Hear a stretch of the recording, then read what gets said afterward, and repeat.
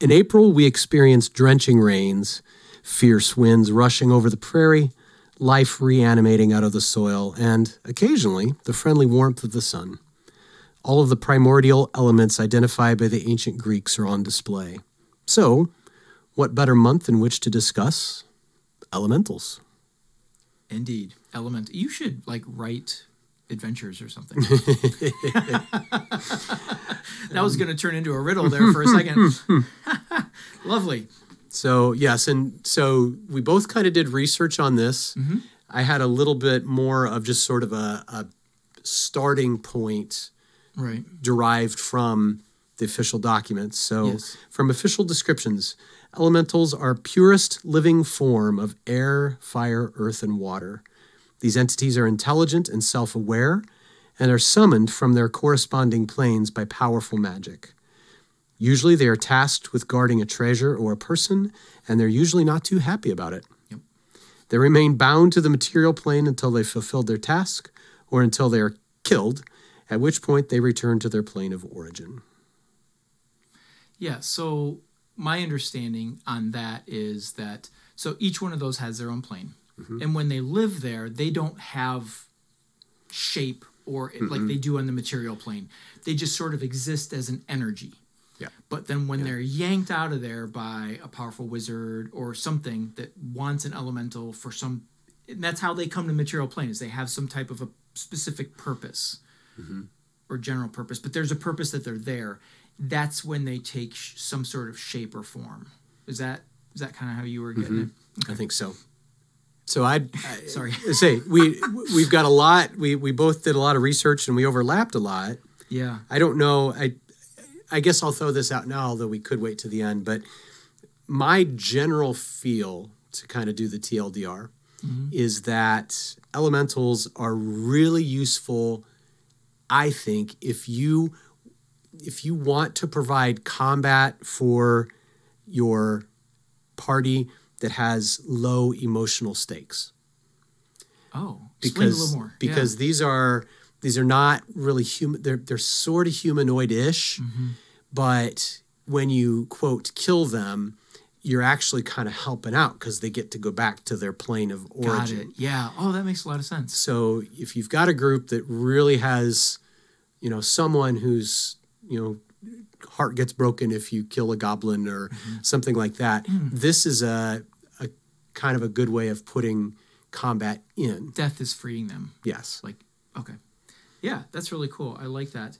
And really, to build on that, their return to their plane, their simple desire is simply to flow through the energies of their own plane and just kind of exist there. And they're perfectly happy with that.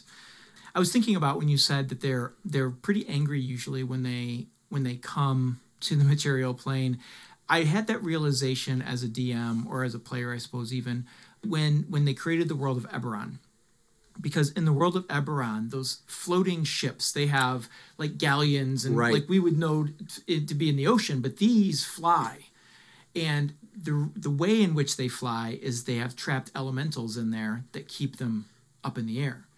And in reading about it from the original, I don't know about the new book, but the original book by Keith Baker, he goes into pretty big detail about how these elementals flying these boats, they are not happy to be there. And they will try at every cost, try to escape.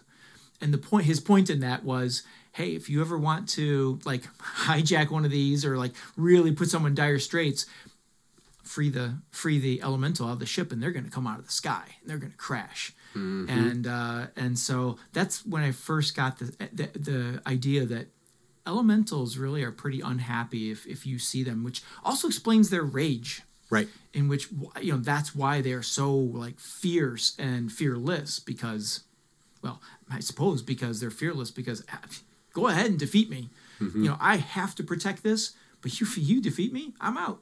Yeah. Okay, so that's pretty cool.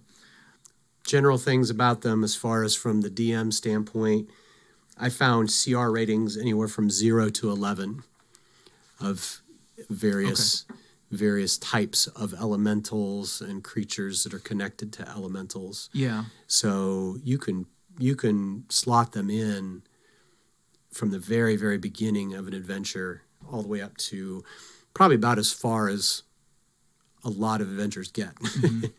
So right. And they do kind of like the giants and some of the other creatures that we've talked about. They do have kind of a power ranking. Yeah. From tough to toughest. And looking at the monster manual, I don't want to say weakest, because I don't think in any particular time any of them are necessarily weak, kind of like a giant. But the air elemental would be the weakest of them. Oh, okay, yes. As far as like hit points and the kind of damage they do, I was looking at all the related elemental creatures, but we can get to those. Yeah. We're talking about the pure elemental manifestations, air elemental, and the air elemental has their main attack is a whirlwind. That's their special attack. Mm-hmm. Then the next one up, which I actually thought would have been flip-flop to air, but earth is next. Mm-hmm. And they have a slam attack, which is very fitting and makes sense. And then next to that... Well, actually, one thing about the earth that makes it a little tougher is their tremor sense. So they can pinpoint... Yeah. They don't have to see you. If you are standing anywhere near them, mm-hmm. they will know exactly where you are. They also have a really cool description of how they can just traverse the earth. They can move through the earth. And one of their side companions that is also elemental that I'm sure we'll get to, but the Zorn, mm-hmm. they can do this as well. They just move through earth. They don't tunnel. They just sort of like, I don't even know how they described it in there, but like they just replace the material that in which they're going through. Mm-hmm. And so if one is under you, or you have one, you got your party walking along a mountainside, or, even just on a hilly plain, and you got an earth elemental underneath you, yes, they can pinpoint you and they can just come up mm-hmm. like with almost no warning or no warning at all. And there they are. And so, wow, there's some really nasty things as a DM you can do with players with an earth elemental. Yeah. There's some creative ways that you could play with that, which it was why I was kind of surprised that they were on the lower half mm-hmm. of the spectrum. In fact, the one that's top was the one I was like, what? That's the top? But let's get to that one. Next, third strongest is fire. And I was like, there's no special attack for fire except touch, which that's their special attack because mm-hmm. they're just going to burn you. Yeah. And they don't have to slam you. They don't have to push you. They just have to touch you. And so that's the fire elemental's main attack. And then the most powerful of them is water, which I don't know. Maybe I have a bias toward water things. Water adventures don't ever interest me. And they have a power called Whelm. And I might need to open up the book to remind myself what that is, unless you remember. I think it just has to do with they can create a wave that and then pulls you down. And it can go, all water elemental can put it into you. So you can, suffocate and drown just standing on earth. The water elemental can do something like that. That's what Whelm is. Yes. It's the wave, but then the wave does more than just push you.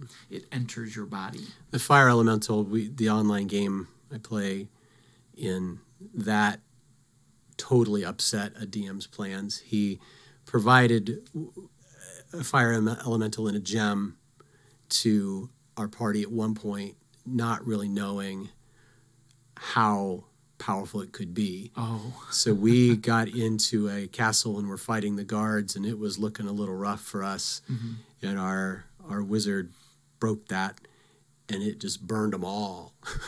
Oh. And we didn't, it turned the tide completely of the battle. So okay. They are, they can catch you off guard. Other general things I noticed is that they have pretty good stats. They're low in intelligence, low in charisma, and they do tend to resist. Obviously, the fire elemental will be immune to fire damage and things like that, mm-hmm. but that makes them a little tougher as well. Right. Now here's I wrote this down because I wasn't 100% sure exactly what it meant. Like I kind of understand it, but at the same time, I'm still trying to wrap my brain around it. It has to do with how they are shaped and bound. The magic or the monster manual says magic and material determines how well the bound form functions. So my understanding of that is when you use elements to build something, like a wizard comes and he's going to build a golem, the form in which he uses is what determines the toughness of it. For the example they put was like a clay golem or a flesh golem are not going to hold together nearly as well as a stone or an iron golem because its function or its form of material is not as strong. Does that make sense? Mm-hmm. I was struggling with that a little bit, but then they got into the golems, and that made a little bit more sense. But then they jumped into the invisible stalker, which I was like, oh, wouldn't even have considered them as a elemental. But they said that the invisible stalker is firmly built by an air elemental. And so I was kind of struggling with that. That one and Water Weird, those struck me as essentially just elementals, but set a specific task. Okay. Because if you look at their damage and that sort of thing, it tends to be very close to what? To the actual element, like the pure elemental. Okay, okay. So those, I felt like those were sort of, they were there for flavor. Right. Okay, that makes sense. There are some other elementals, and I think these are probably in third party or expanded. Okay. Other possible elementals were darkness, nature, necromental, shadow, and storm. Ooh, those are kind of cool. So they are, a couple of them are a little bit of a reach, I think, for the concept of an elemental. Right, like I was thinking darkness. I like the idea, but I'm just kind of like, where's the form in that? Yeah. You know, water, fire, earth, and air all have, I mean, air is probably closest to darkness, but air doesn't have that. Yeah, or fire. Opposite of fire. So, but I don't know. In practice, that sounds kind of cool though, to have a darkness.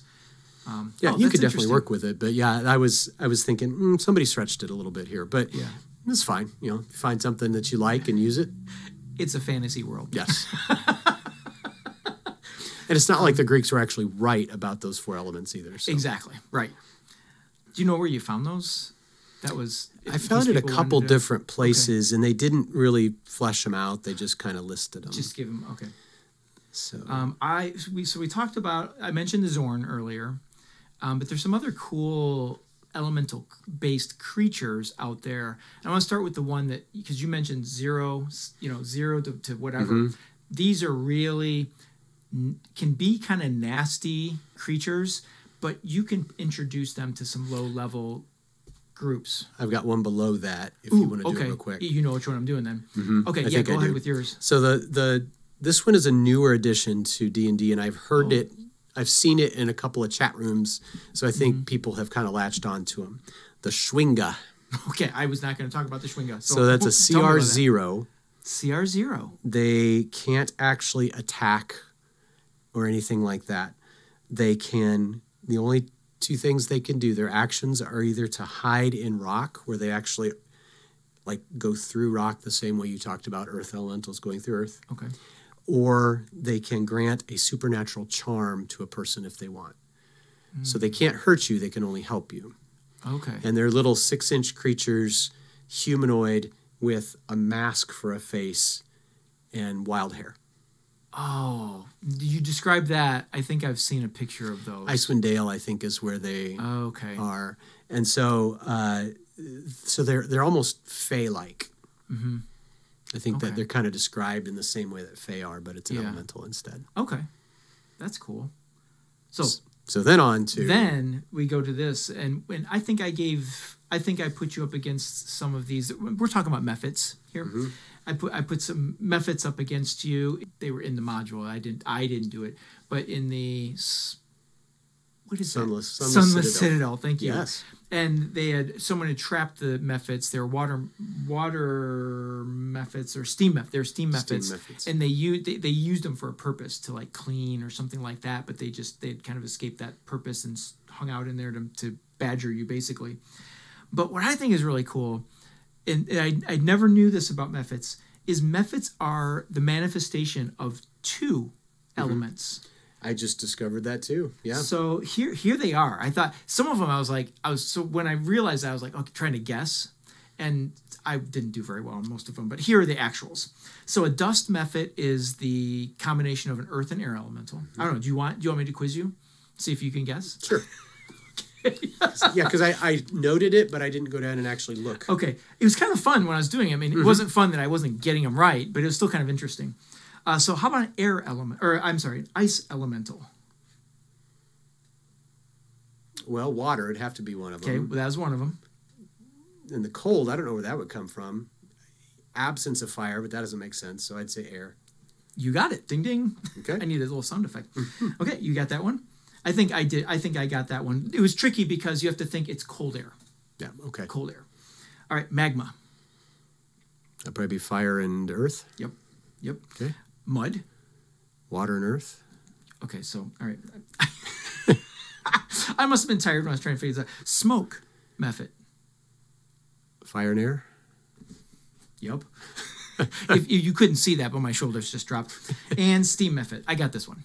Yeah, fire and water. Yes. Okay. So one thing a characteristic of the mud mephit that made me laugh is a mud mephit will primarily, they try not to fight, but they primarily are just irritating. They drone complaints to anyone who will listen. They just bother you. I've seen DMs use these. These are, I think, mephits are perfect for comic relief. Yes. There's crabby. Yeah, they are, and they're drawn that way too. That they're kind of, so it kind of fits along the idea of the elementals are unhappy to be on Earth.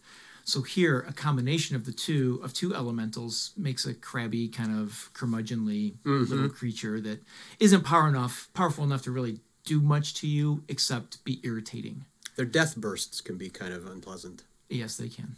That is a cool feature about mephit. That is something that makes them sort of unusual and powerful for their CR level.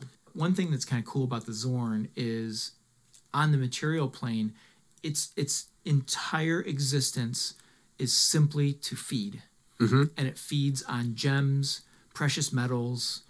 There's something else, but it's in the constant hunt for that. And it typically will not attack you unless you have that stuff. And then it will try to negotiate with you. And its negotiation tools is information. Because, I mean, it's been around. It knows the Underdark, and that's most likely where you will encounter a Zorn. And so if you're lost or you're looking for something, for a trade of precious metals or gems, a Zorn could be really helpful. We encountered those in the one shot we did at Garricon. Oh, cool. And that's cool. Did you try to fight it or you negotiated? I think one of the kids that was in our party, we had to talk him down from wanting to attack. You don't want to fight these. No. But it will also do everything it can to not fight you as well. And in its original plane of existence, it sounds cool.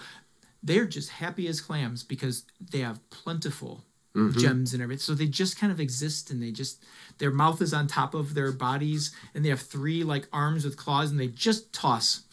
It's like popcorn into your mouth, you know? Chipper shredder, but for gems. I've got a CR2, a CR3, and then another CR5, a CR6, a 7, and an 11. Oh, do a couple of the small ones and do the 2 big ones. Okay. So this one's sort of interesting. The CR2, the Azers. Oh. And they look kind of like elemental fire dwarves. Yeah. So the cool thing about them, a couple of neat things about them. They are expert craftsmen. So if you see them in the material plane, they've been brought in on purpose to make something cool. Nice. Okay. So they're neutral. They're not evil or anything like that. They reproduce by actually constructing new individuals and then imbuing them with a spirit. Okay. Like a wizard would make a golem or something like that. Yes. But they make themselves. Yeah. Oh, neat. And they don't like Ifrits. So they have an elemental enemy. Yes. So apparently they built the city of brass for the Ifriti. I forget which is plural, which is singular. But anyway, And the Ifrits tried to enslave them to make sure nobody would ever know the plans, and they got free. That's a cool story. Not for the Azure, but it's a cool story. And then the CR3, this one really surprised me because I've used it, and I did not realize it was an elemental. Oh. A flail snail. Are they a water elemental? I'm not sure what. Or a earth? Elemental earth. Elemental okay. earth, yes. Okay. And they have an anti-magic shell, which is cool. Yeah. And the other things that are kind of cool about them, that it's as I told you about, it's kind of sad. You don't, again, they're sort of bovine, slow moving. They just want to eat. They're not going to hurt anybody. And if you bother them, they'll try to get away. And they've got some things they can do to kind of mess with your mind. Yeah. But if you really go after them, their flails do some pretty nasty damage. Did we face one of those I described it to you because my online group. Okay, that's where I'm coming from. And if you wound them badly enough, they start to lose their flails. And if they get down to like one flail or whatever, it says they retreat into their shell and just scream in pain until they die. So I remember that now. If you want to make life miserable for somebody in the party that's behaving badly, a murder hobo or whatever. So to your point about elementals are good for the parties that have emotional. This would be the counter argument. Not the one you would want to use. This is the exception that proves the rule. Okay, CR3 is what they are. Mm-hmm. Okay. Yes, and so the others, I'm guessing that we want to take a little time to talk about the genies. Yeah. Okay. Yeah. So do you have any before that? No, genies they're at the top. Is the last. They're at the top. Okay. So real quickly, another CR5 are salamanders. Oh, I wouldn't have thought of that. Because you can have a fire salamander, and that's can you have pretty all much of the different ones. Probably, but the only one in the monster manual is a fire salamander. Okay. They have been enslaved by Ifrits as well. They hate Azers, and they are kind of mean. Okay. And then this one I thought was the coolest. The Galabdur or Galabdur, CR6. This is an earth elemental, but it is stronger and smarter. And this is one where it does not return to the plane of earth if killed. It's just done. Oh. But they have the way they move is they just form themselves into a ball and roll. And that's how they attack as well. That reminds me of the trolls in Tangled, I think it is. Have you ever seen Tangled? Well, I can't believe animated? I can't believe that I'm saying this and you didn't. This reminds me of those droids in the prequels. Oh, yes, I know what droids you're talking about. They roll and then they pop up and they have a shield and boop, boop, boop, boop, yeah. Yeah, in Tangled, they go to I don't remember his name. No, it's not Tangled. It's Frozen.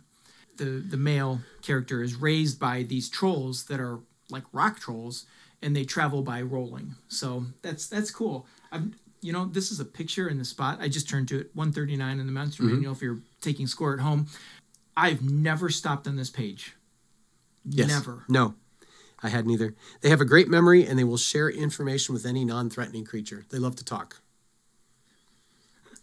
Looking at the picture, that just is an amusing image. So that's useful for a DM, where to throw in a social encounter. Yeah. And or give the players a chance to talk rather than fight. So rolling charge is one of their special thing. Oh, cool. So that's CR6. So yeah, that's one that I also skipped by, and when I actually looked at it, I thought, oh, those are kind of cute. Yeah. CR7 Myrmidons. Okay, I saw those. Yeah. These are just regular old run-of-the-mill elementals, but they've been buffed up by being bound to armor. Okay. So essentially, it just gives them a higher AC. Got it. So that leads us into our final area, which is the genies. The genies. So genies were born when a soul of a sentient being melds with a primordial matter of an elemental plane. That's how they're described to be created. And I believe that what I left off my notes is it's a very unusual act. It's a very unusual action. So when you see or encounter a genie, it's not one of a kind, but it certainly is extremely rare. To like an epic encounter that you probably will never have again. There is a type of genie for each of the elements, which I was not aware of. I was aware of all of them, but I never really thought of them in the elemental realm. Right, as a collection. Yeah. Right, because I believe they're presented in different places of the monster manual. I don't think they're presented as some of them. Yeah, are they? No, maybe they are. Yeah, but yeah, there's nothing about their names that would make you want to group them together. Correct. So. Correct. Oh, this is interesting. I talked about how they were created. Another note about them regarding that creation is they usually do not retain the soul of that sentient being. Okay. Once that sentient being is used, it's used. It's just, I don't know what happens if it does retain. Maybe it doesn't have its own freedom, and I don't know. It didn't really talk about that, but that'd be kind of, as a DM, that'd be kind of interesting take on it if you wanted to try to create a unique genie that has like mortal feelings. Yeah, I would guess they'd be very conflicted because most of these are not very nice.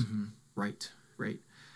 So water is the Merid, which I don't know anything about. They're fairly indulgent to their slaves. They are great storytellers, but they hate being interrupted. They will attack if you interrupt. Interesting. They have quite an ego. Actually, they all have quite big, large egos. Yes, but these are one of the nicer ones. Okay. They all feel that it's just a natural course that they should be able to grab and hold living creatures as servants, as slaves. Makes sense. So these guys at least treat them like pets rather than just minions or whatever. So then we've talked about this one quite a bit. The Ifrit or Ifriti is the fire. Yes. And if you want a good picture of that, look at the original Dungeon Master's Guide. There's a picture of an Ifrit on that, and he's holding one adventurer in a hand, if I remember right, and he's in battle, but he's massive. He's chosen to. Are they all massive, or can they choose that? That's what I was a little unsure of. From what I gather, they can sort of. They can move between solid and gaseous form and that sort of thing.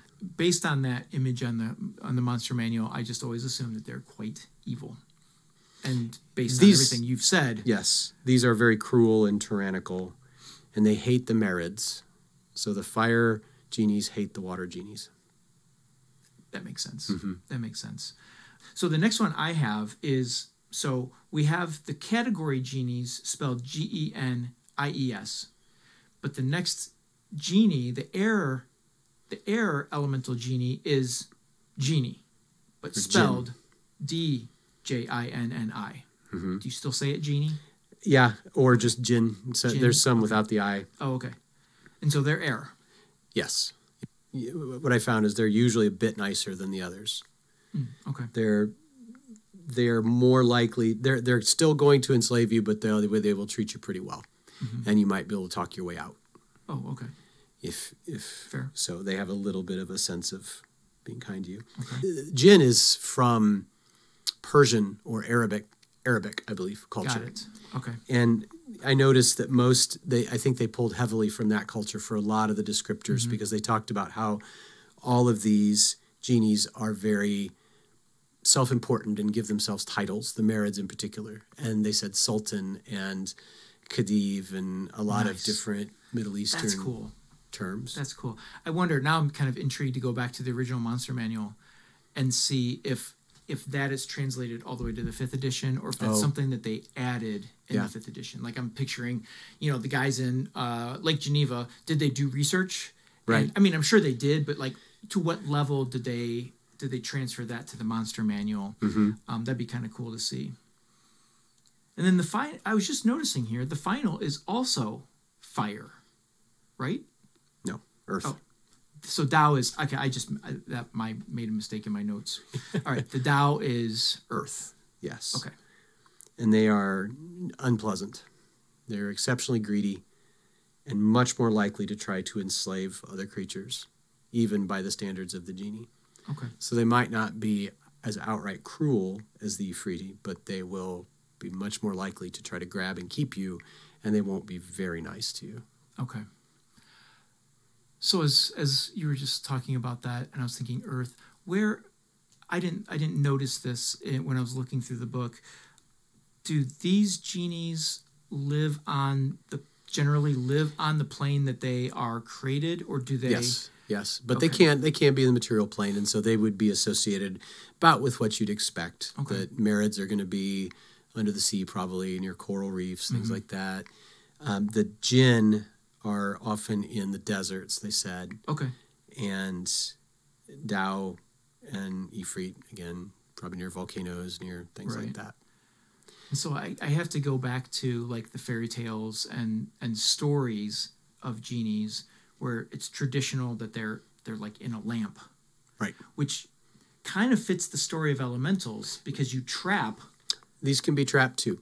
Yeah. And they said, yes, that they are horribly offended if you put them in a lamp or a jar or anything like that. And so I don't know why that's funny. There's a risk. Funny. There's a terrible risk for any magic user that does that if they don't get it right or they don't keep it right. Okay. Then they will be dealt with. I looked just briefly. Again, they are CR 11, so they got a lot of hit points. They are resistant to a lot of stuff.